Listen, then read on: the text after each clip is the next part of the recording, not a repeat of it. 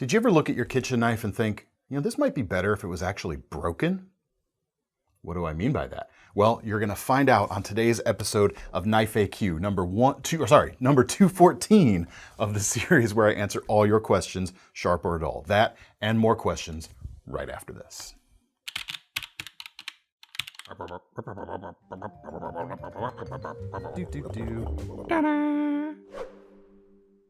Hey everyone, David C. Anderson here, coming at you from the KnifeCenter. That's Thomas behind the camera, as usual. And it is Knife AQ, which means we take your questions and we take them from the comments section below these videos. I'm saying that for folks who may not have seen these episodes before. What that tells you is if you've got a question and you think it's worthy of a future episode, just drop it in the comments and it might get picked. First question today from Tom Turbuckle. Lately, I have been searching for knives that work as folding kitchen knives, like the Civivi Vision or Kaiser Momo. Any other suggestions? Thanks. There's what I was talking about before the intro card there's the sort of derogatory view on any folding knife as it's a pre-broken knife, so broken kitchen knife. I think he likes fixed blades, guys. I am a fixed blade guy. Got a couple fixed blades later, but we are going to look at some folding food prep knives today. We've done sort of videos on this in the past, but some new stuff has hit the market since then, so I figured it's a good time to take a look at a few of them. I am going to exclude anything that is kind of like just like a paring knife type of replacement, because honestly, so many things there would work just fine. But things that kind of nod at being sort of a chef knife or even a Santoku knife. I'll start with the ones you suggested though. The Civivi Vision FG. Here it is. They start about $78. And as you can see, it gives you a little bit of knuckle clearance if you were using this on a cutting board. And that's going to be kind of the defining trait we're looking for on folders that will be shown in this episode. And you can do that in a few different ways. The actual drop to the edge here is not very severe, but because the angle of the almost straight edge here, there's a hint of belly, because that angle's up the way it does, by the time you get that flat on a cutting board, you do have a little bit of knuckle clearance. Not a ton, but it is there. And if you're pinching like this, you can really keep your knuckles out of the way and get nice clean slices on a cutting board. You can even do some rock chopping, like if you're mincing up some herbs or garlic or something like that, this will do the trick. And that brings me to the steel selection here, Nitro V, which is a good one for this type of task because it has a very high degree of toughness. Edge retention is nice, but if I'm working on a cutting board all day, or for a bit anyway, and might be cutting through things where it might hit bone or something like that, extra toughness is definitely a valuable thing. So we're going to look at that as we look at the other things today. It's a cool knife. It's a good suggestion. The geometry of the blade is thin enough. It's going to get the job done. There is the Wii knife version, the Vision R, which you could also check out. These are about $270, titanium handles, 20 CV steel. And in this case, I would actually prefer the Nitro V, if I'm honest. And again, it comes down to the toughness factor. Your 20 CV here is definitely going to hold an edge longer, but it's not as durable when the twisty, rough, choppy stuff comes into play. But it does have something the Civivi version does not, and this could be a plus or a minus depending on how you look at it. The lock bar itself can kind of pop loose from the front side right there. It might make it a little easier to clean out. That's something where this design really shines over the Civivi version. In fact, Snex Tan, the original designer of this knife, if I am understanding my memory cores correctly, fruit cutting was a mission of his when he designed the custom versions of this knife. And as such, it's going to be pretty easy to clean out, which is pretty nice. Let's look at the Momo here real quick. There are several versions of this. There's Mini Momo, which comes with like a 3.2 inch blade, which is adequate. But the 4.11 inches of the standard Momo is pretty nice. Steel selection on this one is Nitro V. Again, so you've got that nice toughness to boot. There are some particle steel versions. There's 154 cm version. I'd say the steel with the best toughness in the lineup right now is the Nitro V. That'd be what I would go for if I'm doing a lot of food prep and kitchen work with it. Like the Vision, we've got a very small amount of drop. In fact, even smaller, but the edge even more dramatically angles up. It's almost getting into like straight spine territory. It's not. It is a drop point, but it's getting there. And this one has a lot of clearance, even without, you know, pinching and keeping your fingers on the sides of the handle completely. You've got more real estate, more knuckle real estate there, but can definitely do the rock choppy stuff, and it feels nice. Nice thin blade steel with a high grind. That's gonna work nicely too. Might be a little bit more fussy to clean out than the Civivi. I'm trying to make my mind up here as I'm saying it. Maybe not though. Like, you've got open back construction here. That might help a little bit, you know, for rinsing out and that sort of thing. It's got a front flipper. I'm not great at front flippers. I'm definitely not great at this front flipper. I can slow roll it and flick it, no problem though. Let me see, can I do the, I'm not a fan of this front flipper, if I'm honest. I like the knife otherwise. I think it's a very cool shape, and the value is good. This is 76 bucks for a 4.1 inch blade there. It's pretty nice. Let's get to some other things. I got another one from Civivi here, and this one is maybe, what did you say in your question? Were you looking for EDC knives or just knives that work as folding kitchen knives? This one is a bit less EDC friendly or everyday carry friendly, and that is the Civivi Hid. This is a straight up folding kitchen knife. It's not trying to be an EDC that is also a folding kitchen knife. This is that.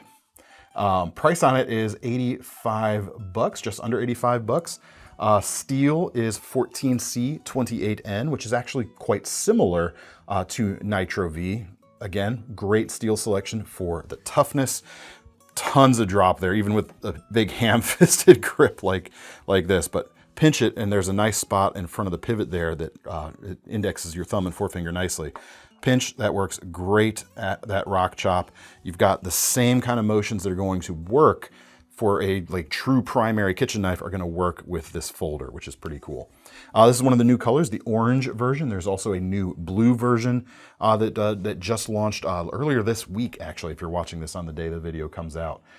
Both of those are good outdoor colors if you're taking this camping. Orange is kind of the stereotypical high visibility outdoor color.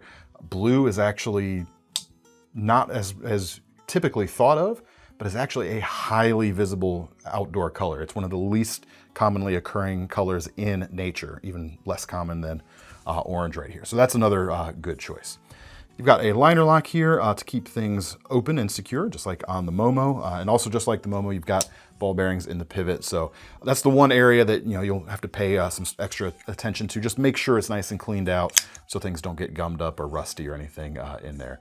But these, I believe these actually use ceramic bearings. So the bearing itself probably won't go bad on you on this one. But that's such a cool knife. I've almost bought this a couple of times. I just haven't yet. For no other reason than I just haven't yet, because I can't buy every knife I like, which is unfortunate because there's a lot of knives I like. 85 bucks is a good price, but if you want to go real inexpensive, Ontario, their Camp Plus line, they make a folding chef knife and this folding Santoku right here, and this is just over 14 bucks. The steel is stainless. You're not gonna get much more detailed than that at this price. So it's definitely not gonna hold an edge like these others, and I'm not even sure how tough it is compared to the others, but it is very inexpensive. Less knuckle clearance here. In fact, hard to get on a cutting board unless you're give you an example here. If you're hanging off the side of a cutting board, you'll have a little leeway there. This is a bit more of a slicer rather than a rock chopper. So if you're looking to do that, this one might not be the best choice, but with the injection molded handles and the cool blade at that price, it's worth showing at the very least. Next up, Liang Ma makes several versions of the cuff, the kitchen utility folder. And these next two knives, I think these next two and the Civivi at the front, the Vision, I think bridge the gap between kitchen and everyday carry the nicest, or the most appealing way to me. And we actually have a few on the shelf right now of the V2 of the cuff. There have been V4, V5 is the latest. All the Vs. can't remember. So, each V is a little bit different than the last, but the general mission and shape is very similar. This one is about $373 on sale right now. It's got an M390 blade.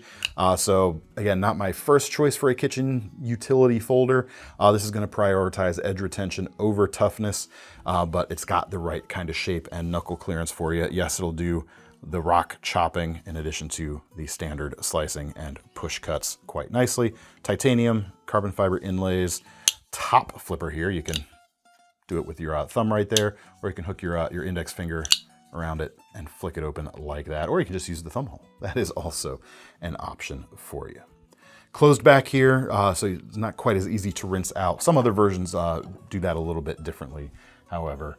And the Spidey Chef. We got to talk about the Spyderco Spidey Chef, a Martin Sleesh design, $303 for it, and it has got. It's not a Spyderco S.A.L.T series knife, but it has a lot of the same kind of mission parameters, being that not just the blade is going to be stainless, a lot of the everything in the handle is supposed to withstand corrosive kitchen liquids especially as well. And the steel here is a phenomenally tough steel, LC200N. It is 99.99% stain proof. That's probably not an accurate scientific number. It's just to give you an idea. A few more nines, it gets more accurate. I won't get into that. I have a theory on this, but not today. It is incredibly stain resistant. It could live underwater for months and come out, wipe off, and be perfectly pristine. Ask Joe Flowers, friend of the channel. He's done it by accident, but he's done it. So we've seen it happen. Holds an edge quite well too, but it is really, really tough. This is actually used as a ball bearing steel by NASA, if that means anything to you. Titanium for the handles, wire pocket clip, all belly on that upswept edge, and enough knuckle clearance there. It works great at pull cuts, slicing that way. Works decently at push cuts. The belly might be a little too extreme to do the same kind of push cutting you might do with, for instance, this Liang Maw. You might have to adjust, but you could get down and do the slices like that if you like. And it does the rock chopping pretty capably with the pinch grip like so, which is nice. And they flick quite nicely. This is not mine. I do have one. I have carried one quite extensively, and I like it. All of those are good options. Oh, I also have to mention the CRKT Overland. This one is, I recommend it with a caveat in this case, because it does some things that aren't quite what I would like to see, but it still has the kind of drop we're looking for. First, it's a bit on the smaller side. 3-inch blade, kind of gets a little too short to do much on a cutting board with. Yes, you still can, but some of these slightly longer options will give you more flexibility on a cutting board. 8CR series stainless, plenty fine, good and tough enough for sure.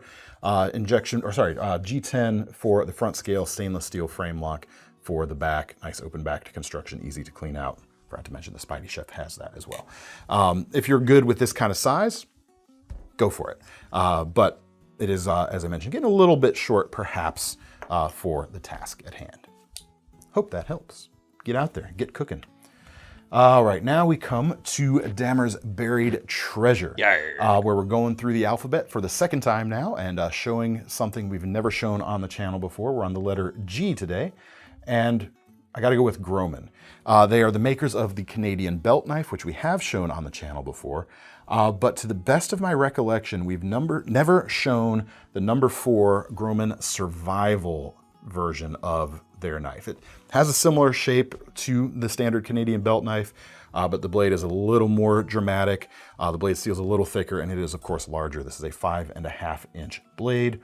The steel here is 4110, which is not an edge retention champ, but it is something with a pretty decent degree of toughness. In fact, you actually see this used at times in kitchen knives.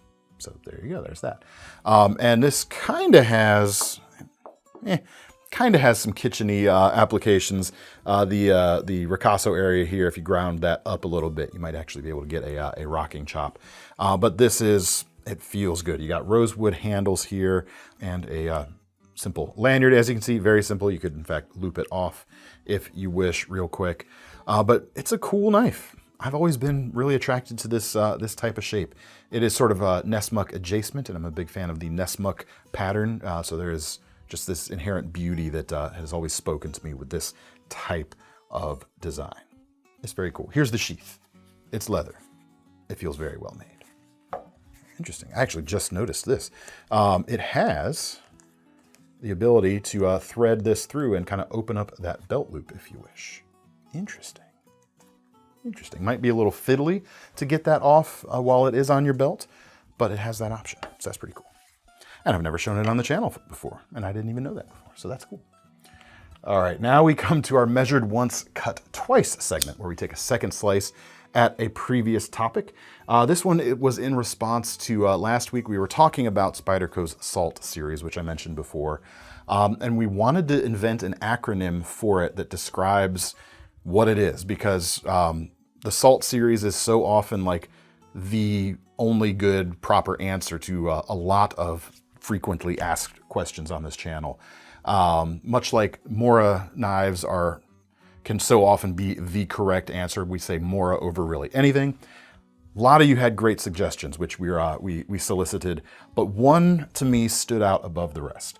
And it's from KCXXLA little XD. And there's other squigglies and things going on. I don't know what's going on there. He had several suggestions, but the one that I've got here that stood above the rest, Standard Aquatic Life Tool. That really does sum up the S.A.L.T series so nicely. And it describes exactly why it's the answer, Standard Aquatic Life Tool. This one right here is the Savor S.A.L.T. H2 steel, 3 1/8 of an inch long, serrated sheep's foot blade for saving people, rescue, with everything being designed to be pretty much stain proof. Haven't shown this on the channel before either, so double whammy on Damyr's today. Out of order. Standard Aquatic Life Tool. I like it. Keep them coming if you want. If you think you've got a better suggestion, we'll keep monitoring the comment section, of course, but that's going to be tough to beat. Well done, KCXXLA little XD. You. Lightning round for today. One question. Jacob Pala. For the new suction,